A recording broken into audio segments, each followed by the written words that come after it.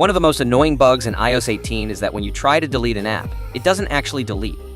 It just removes itself from the home screen like it's going on vacation, but refuses to leave. Now, how do we fix this? Let me show you. Open Settings. 2. Scroll down and tap on Screen Time. 3. Find and tap Content and Privacy Restriction. 4. Turn on the switch at the top. 5. Go to iTunes and App Store Purchases.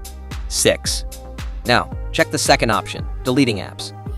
It's most likely set to Don't Allow because apparently your phone thinks you can't be trusted to delete apps.